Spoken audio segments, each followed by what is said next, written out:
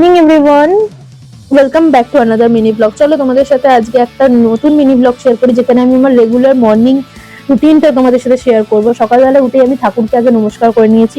আমি ঠাকুরকে নমস্কার না করে এক পাও বিছনার নিচে রাখি না, কারণ এটা আমার একটা ডেইলি প্র্যাকটিস।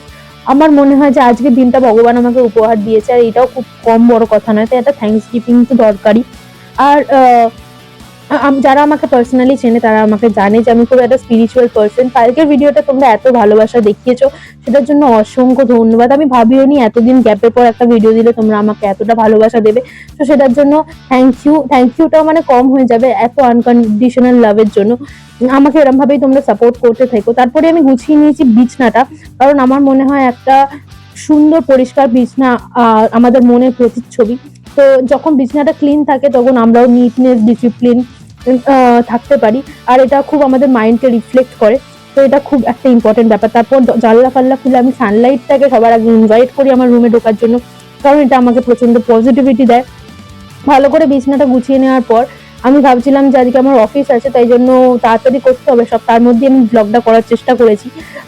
কিছু জামা কাচার ছিল, সেগুলো আমি কাচতে দিয়ে স্নান করে আমি চলে গেছি ব্রেকফাস্ট করতে।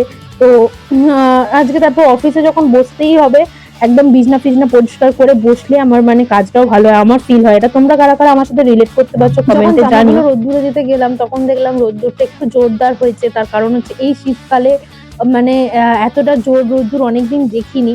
তো খুব ভালো লাগলো, জামাটা যেদিন কেচেছি জামা তাড়াতাড়ি শুকিয়েও যাবে।